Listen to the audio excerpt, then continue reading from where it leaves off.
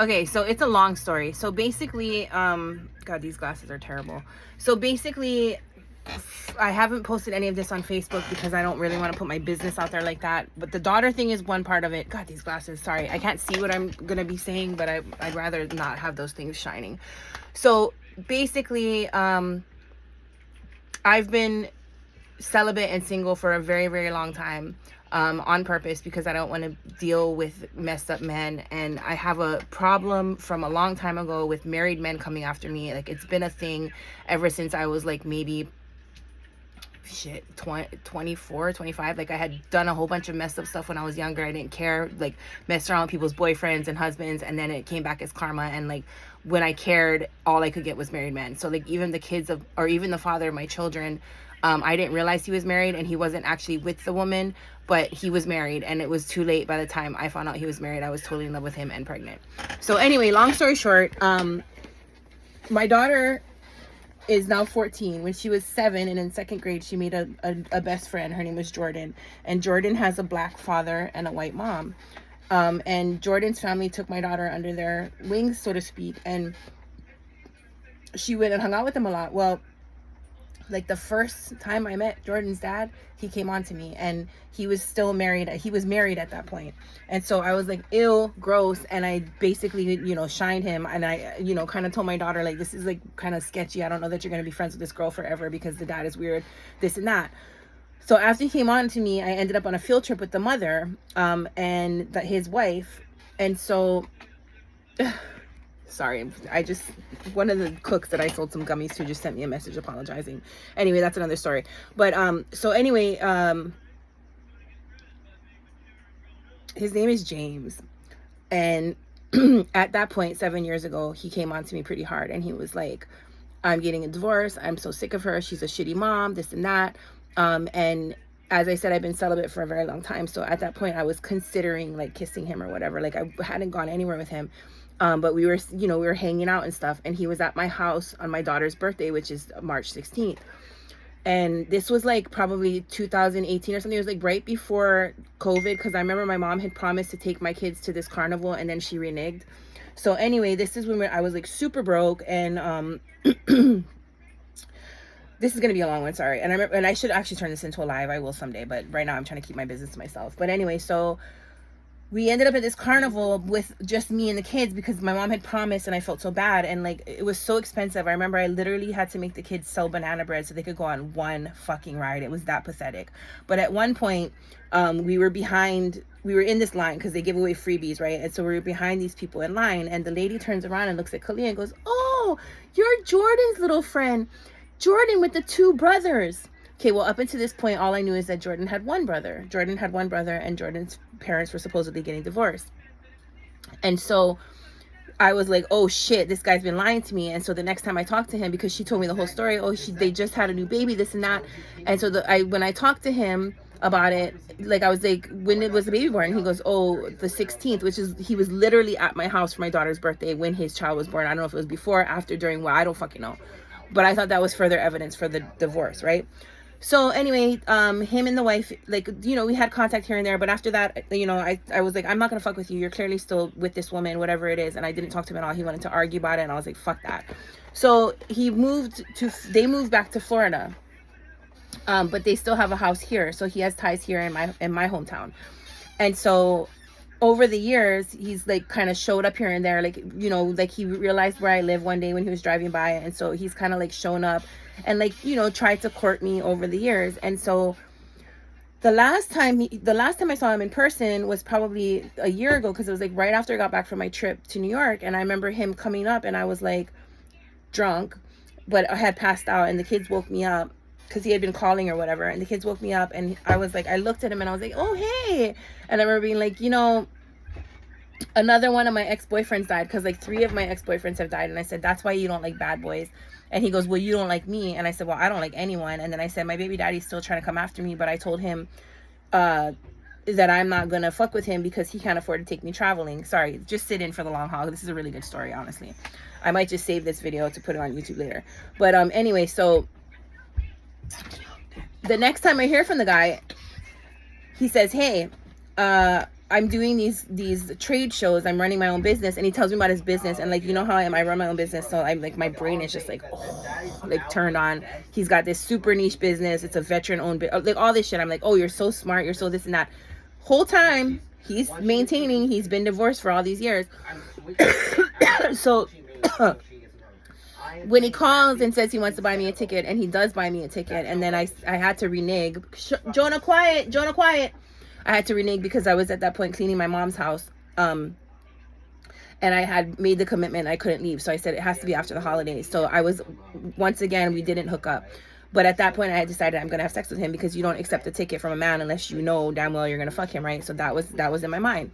So anyway, so then I said, well, you know, hit me up after the holidays, no big deal, whatever. And I remember telling my friend, oh, he puts just the right amount of pressure on me. Like, he doesn't bother me too much. He comes every once in a while, or he calls every once in a while, whatever. So then he called, something happened, and I remember going off on God. It was actually the 13th of February.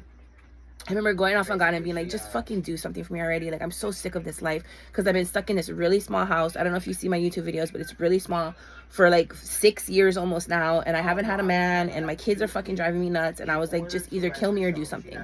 So the next day I called, and my sister lives in this it's like a housing development kind of thing, and it's ghetto, but it's a bunch of houses like run by the same company. And then I got a appointment to see this house, right? So I'm thinking, oh, things are changing for the better. And then on the 15th, the day after Valentine's, the guy James calls me, and so then that's when he starts in on me like hardcore, like calling me every day. And he tells me, and this is where we get to the point of the story and the question you asked. And he tells me, if I can do only one thing for you, because he thinks I'm living such a hedonistic life because I drink every day right now, and because, you know, I smoke weed, and because I'm a single mother, and because of all of the things that he thinks, right? And he doesn't know about my business past or how smart I am or anything like that. He just sees what he thinks he knows. So he goes, if I could tell you one thing, and if I could do one thing for you, it would be to read the Bible. And I said, listen, dude, like, I grew up in the church. Well, I kind of like, I don't think he understood how much I know.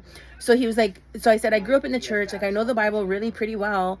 And my issue with the Bible is not what's in the Bible, it's what was left out of the Bible. And I started talking about the book of Enoch. But like, my real issue, and that's why I think I've been fine-tuning this whole argument these last few weeks, and I really do thank him for this, and I'll get to the end of the story. It's probably gonna take me a good 15 minutes, but I hope you're in for this. I started looking at it again, because he kept saying read the Bible, and so I went to the Bible for my own reasons, which was, I said, God, because God does talk to me, because I told him I have my own personal relationship with God. Number one, don't try to lie to me, because I will eventually find out. And number two, God tells me things. So like, what you think you're telling me about reading the Bible, I already know, because God's already talked to me about these things. And I know the Bible, but I don't necessarily 100% trust the Bible. And so at that point, I'm thinking, oh, this is like gonna probably be a really good relationship. And he like drops the fact that he's a pastor's son, which means jack shit to me, because usually they go the opposite way, right? And I think he thought that would impress me. And so then we start debating the Bible, and I remember being like, let's talk about, because he said, oh, that's right. And that's how this all ties in, because my daughter's going to a church that's Jonah, stop. My daughter's going to a church that is run by a female pastor. And she does a lot of things, or she's been, Jonah, please. Like, her focus is generational trauma, generational curses, and breaking generational curses. But like, from the outside and what I've seen, like, I don't feel like she's breaking generational curses. So I told him a lot of things that are happening. Like, she told my daughter, like, because I don't believe in tongues. I believe tongues are bullshit. And she basically prayed on my daughter, and like didn't hold my daughter down, but like held her in place and told her, I feel God here, and basically forced my daughter to fake the funk in speaking tongues. And so I'm telling this guy James that, and he's like, that's the devil. So I'm thinking we're agreeing, right?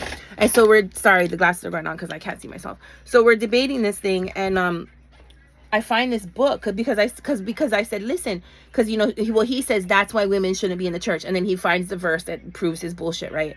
And I said, that's my problem with the Bible. Did you not think that Mary Magdalene was right next to Jesus the entire time? And he didn't deny that. He agreed that she was there, but she didn't preach.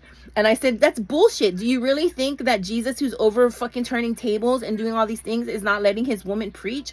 And he was like, no, no, no, no, no. So then I went, and it didn't take me any time at all, because I already knew the argument could not be based on the Gnostic Gospels, because the Gnostic Gospels are not completely like accepted. Like it was like a weird sect. I mean, I've done a lot of research. I can't tell you everything word for word, but trust me, it was like some off sect which wasn't part of like what's accepted. But Mary Magdalene, a lot of people accept that she was there. And so I started doing some research, and I found this dissertation, and maybe you might want to read this with me, because we didn't get to that point. But I found this dissertation where I was like, oh, here's a dissertation saying, you know, that Mary Magdalene actually wrote a book. Here's her book saying why she wasn't in the Bible, this and that, because it's because men wrote the Bible. And I mean, you know, all the things you fucking know. Like, I don't have to tell you these things, but I was telling him this, right? And he's like, oh, that's a, and I said, I'm not going to read this myself, because I'm really good at forming an argument, until you read it, and then we can have a discussion, right? And so he's like, we're not going to argue. It's so he's like changing our words. I mean, I'm really thinking he's like this really nice guy. So anyway, we're talking. We never got around to the Bible discussion, but the Bible keeps coming up. And when we're having these discussions and talking about this, I'm realizing that I actually know the Bible better than this guy, because like I was raised in the church, and they made us memorize every single book of the freaking Bible. Anyway, so back to what happened between him and I. We're getting closer and closer, and I'm really thinking something's happening. Like, he's having me listen to him sleep at night, like really just random shit, calling, like always answering when I call, calling me at like whenever I wake up. Like, the hours were real perfect for him to call me right when I wake up. And then we go to this concert with my mom, and I've been healing a lot, right? And I usually cannot go into a crowd without wanting to cry. Like, I'm an empath. So usually when I go into a crowd, the emotions just fucking hit me, and I'm like, and I have to like breathe through it. This is the first time I've ever gone to a concert, because I had done so much healing. And that's the cool thing about this guy. Even though how it ended, he really helped me heal. Like, he took me places that most guys haven't, you know what I mean? And even though it was all mental, like, I don't know, it helped me. So anyway, we go to this concert, and I'm feeling pure joy, because like, not only am I enjoying myself, and I had a couple of drinks, but at the end of it, this girl, Ellie Mack, her name is Camille Velasco, she actually, like, it's a long, there's so much to it. That's why I'm glad I'm recording this, because I'm gonna save this for later to write it down. But when I was like 21, I was a production assistant on American Idol when they came to Hawaii, and I got so lucky, because Jonah, please, I'm trying to talk. I got so lucky, because I was considered a hot chick, right? Because I was young. And so the first day, myself and actually a friend of mine were put in the tents, and we were told to watch the people sing. And if they couldn't sing that good, then the judges would look at us and ask us if we thought they were hot. And we had to say yes or no. And then that person would either get through because they were hot or not, right? So that was my first day. Joe, oh my God, it's literally 12 o'clock. Sorry, I'm not going to edit this. Not for you. I will for you too. But anyway, so the second day, then they had the second part of the tryouts, and we were at the one of the hotels. And so the first part of the day, they had me in with all the kids who were waiting to go try out. And so I got to watch all the kids like going through their anxiety, singing to each other, doing all this shit. Like, I wish I had a cell phone back then. And then the second half of the day, they put me in with the producers, who at that point were Nigel, I know he's one of the big guys now, and someone else. And then I had to like watch the video and like take down the times and like, you know, record who was doing what and what and what. So I got to watch everything. And that's when I saw, actually no, it was the third and fourth day, I had gotten so good and had made myself so valuable that I became the personal assistant to Randy, Paula, and Simon. And when I had gone off to get Starbucks, they were like, Randy and Paula and Simon were wondering where you were, and you're not allowed to go out of the building at all anymore. You have to send someone else. You need to be here for them. So I had managed to move myself up, and I pissed off all the other PAs. But I remember sitting there in the judging office, or in the judging room, and this girl, Camille Velasco, came on, and she's saying, ready or not? And she's all, ready or not, here I come, you can't hide. And then she said, she did this thing about, you can't hide from the block. And then she did this, oh yeah, and she did this thing with her face. And I remember being like, that chick's a star. So anyway, she has become a star here in Hawaii. And maybe about 6 years ago, when I was selling Organite, she actually showed up to a mall where I was doing a craft fair, and I had one reggae Organite, because she's a reggae star. I had one reggae Organite, which is a One Love Organite, red, yellow, green. And I saw her walking, and I told my daughter, I think that's Ellie Mack. Go follow her. She followed her to the stage, and she says, that's not Ellie Mack. And I said, she got on the stage, and she goes, yeah. I said, that's fucking Ellie Mack. So we followed her, and I gave her my last reggae organite, and I remember her, and I told her the whole story about how I saw her, because she opened for Lauryn Hill, and I'd seen that show, and Lauryn Hill fucking sucked, but Ellie was great. But anyway, so I told her how, you know, I had seen her and how I loved her, and I followed her career and this and that, and I gave her the organite, and she said she was having writer's block, and it was just like such a connection. So anyway, she was a surprise guest at that concert. So I'm literally jumping up and down, so fucking happy. But what my mom did ruined the whole thing, and it all connects back to this guy and why I'm saying all the things I'm saying. But basically, she turned it into this counseling session where she wanted to talk about guilt and shame and how she used it on me as a kid. We're at a fucking concert.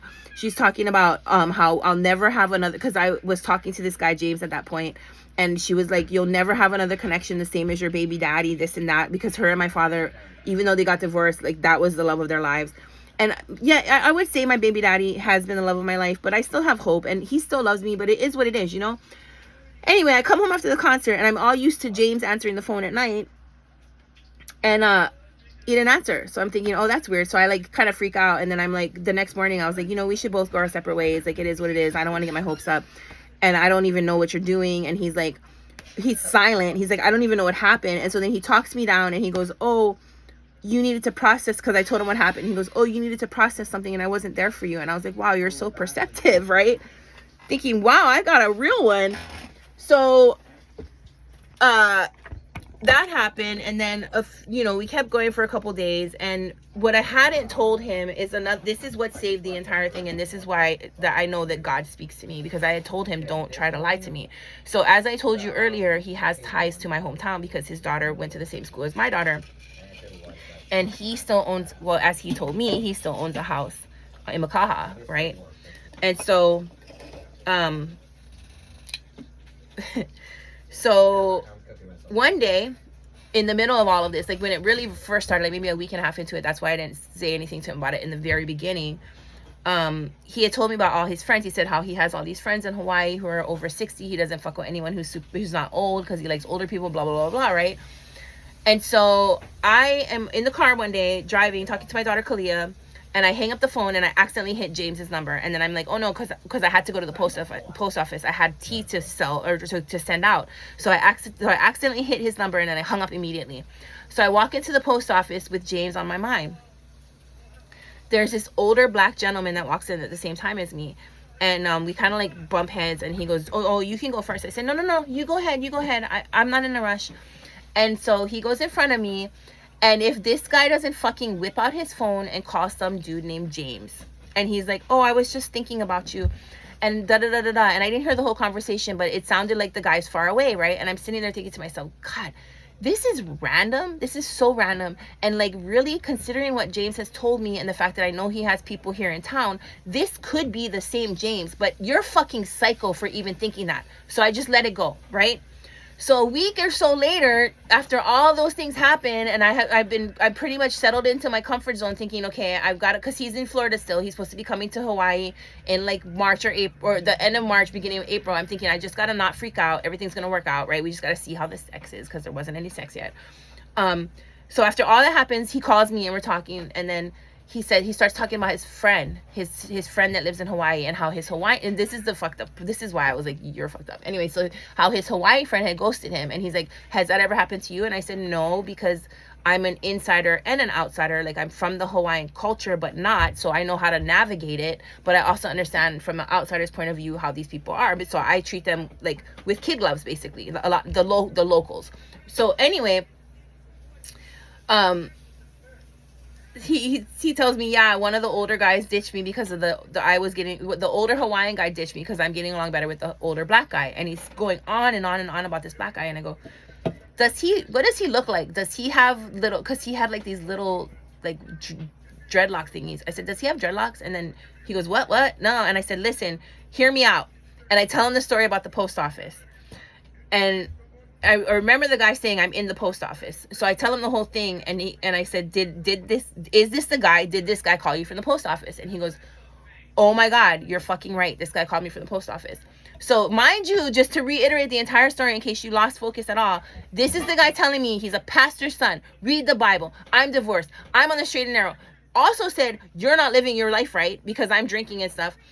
All these things to me. And also made me feel like kind of shitty about my business because supposedly his business is doing so good. He told me a lot of financial information, like he's worth $3 million. He was love bombing. And then he sends me an invoice that's like worth $76,000. And he says, imagine if you had 10 of these a month, right? Cause he knows I've been running a business, and like, you know how my business never really went crazy because I had 2 kids, right? So I said, well, listen, dude, I said, I understand what you're doing. I did the same thing, but imagine having 2 children in tow with no fucking child support and no help. Like, you have no idea what I've been through. And he's like kind of trying to talk down to me. So that's kind of where it ended. And I told him the thing about the post office, right? And he goes, yeah, that was me. And so then we hung up and everything was good. I'm thinking everything's fine. I'm thinking we've reached a new level of understanding. That night, I get off work and it's like 3 o'clock his time. And I text him, are you up? And he says, yes. And I try to call him, and then I said, I tried to call you, and he goes, wife and baby are asleep in the bed. And I'm like, what? And then he goes, Robin, and this is literally the same exact fucking wife that I met when my daughter was 7. So this is the same bit. He never left her. He's been with her the whole time. And then I'm like, I'm confused. So he sends me a picture. Not only is it the 3 kids, but a brand new 1-year-old baby who's very cute, by the way. I'm not a hater. And I was just like, at this point, I deserve and you owe me an explanation, right? So I'm like, what the fuck, James? Like, what the fuck is your problem? Blah, blah, blah, blah, blah. And then, sorry, I'm at 21. And if you don't want to watch it, that's fine. But I'm going to keep this for myself. So anyway, he goes, wife on the phone. I gotta go. I'll call you tomorrow. And I'm just like, oh my God. So I'm just sitting here talking to my daughter like this, because she knows him too. And I was like, this is so fucked up, blah, blah, blah. 20 minutes later, I get a text, and literally, I didn't even know I had this woman's number in my phone. To this day, I've had her number the entire time. And she's like, who is this? And I'm like, this is Kalia's mom. And she's like, I didn't believe that because I know you saw me with my daughter, Jordan, and because that's Kalia's best friend, right? And I said, look, I'm so sorry, girl. I tried my best to avoid this entire fucking thing. But like, this is what happened. And I explained everything. I told her every single fucking thing. And then she told me the other side, because he had told me he told me that he had that he had basically made a mistake marrying her, that it was never meant to be, that he had gone to Korea. He never mentioned that he wasn't alone, that he had gone to Korea and fallen in love with this Korean woman, and that no woman had ever loved him, or he never loved any woman ever as much, and she had aborted 1 baby and had 1 baby from him, and he doesn't know where that baby is. And then when I told Robin that I knew about this, she goes, I was there. Jordan was born in Korea. And I was just like, what the fuck? And then like, basically, she goes, this isn't the first time. And I'm like, so I told her every single thing. And like, that's basically why I've been lashing out. Because number one, I had a narcissistic motherfucking Bible thumper come after me and try to tell me I'm living my life wrong, when God speaks to me and clearly put me in his life to give him his fucking karma, right? And number two, because the female pastor, this is the second part of it, the female pastor of this church, like, my daughter went to a church camp. I think I already told you that part. I don't remember. I was like buzzed and pissed. But they sent her, she went to church camp, and they basically shipped her with some young boy who has another girlfriend, or a girlfriend. My daughter's not interested, and they basically told my daughter that she needs to remove herself in order to make it so that people don't talk about what's going on with her and the boy. So I do not have a problem with the Bible. I've always appreciated the basic tenets of the Bible and the morals of the Bible, but I feel like men, and it can be man or men in general, have dictated the way things have been written in the Bible in order to basically malign women. And women are, as I have said in posts before, the portal between the spiritual and the physical realm. So please do not fucking ever say that we're less than men. You know what I mean? We're not. And then on top of it, like, just the hypocrisy of the entire thing. He's a fucking narcissist. And this is what I'm saying. So like, I don't agree with everything you say, because I come from a different state of being, and I've never had a problem with transsexuals. I've known a lot of people, we call them shims here, but I've known a lot of people that were like what we call the third gender or whatever, and you knew from high school, and it wasn't an issue. I never, when they came out as a girl, I was like, yeah, I already, whatever, but I mean, the issue is that, for me, the church gets in between your actual relationship with God and you, and then it's a stopgap. I mean, it's so funny today, and this brings it all home, and I'll just finish with this. Today I waited, there was a church I attended about 6 years back. I was really into it because they had like a half an hour in the beginning where they would remake like Earth, Wind and Fire songs, and you know, I'm really into that kind of shit, and they would jam out, and it would be like, I love God, I know who I am, all this shit. And sorry, I'm taking a shot.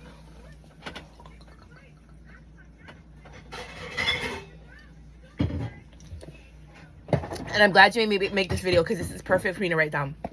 Anyway, so, and this is what you should be doing, because I know you be talking about writing. You just sit down and start talking and then go and transcribe it. So anyway, or take your Facebook posts and grab them all together and put them together. That's what I'm starting to do. I just have a list of Facebook posts and I'm going to edit it all together. Long story short, or actually long story long, to end this story, and you already heard all the other points I made, today, so there's this church that I attended, right? I attended this church for maybe like 3 or 4 months, and I was really into it because back then I was studying the Bible hardcore and seeing how the devil is fucking with people.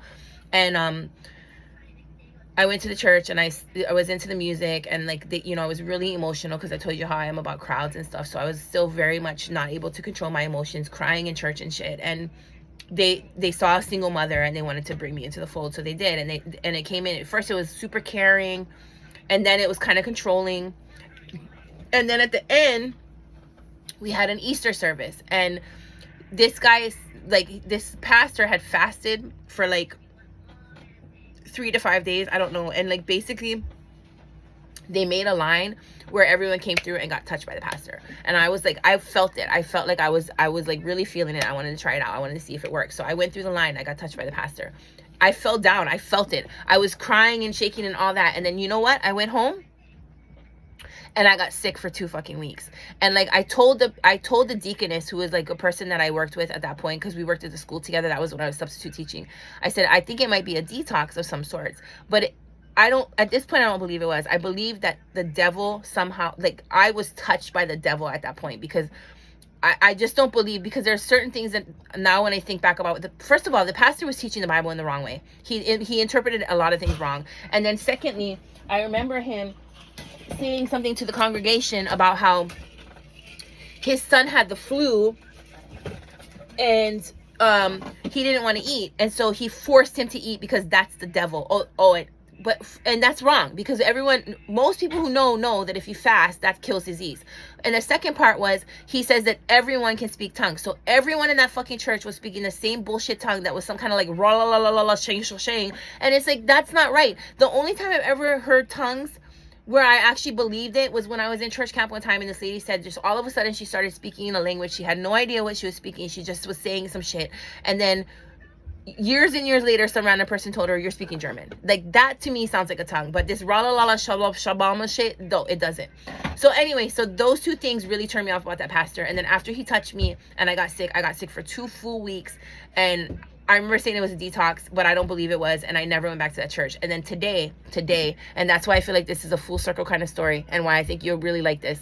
Today, I waited on a table where the girl says, I graduated Bible studies, and I was like, did you happen to come from Christ Embassy? That's the name of the church. And she goes, yeah. And she goes, how did you know? Did other people come from there? And I said, no, I went there. Of course, I didn't tell her that I feel like it's a devil fucking church. But I said, I went there and I didn't finish the Bible studies. And she goes, that's okay. And I said, it is what it is.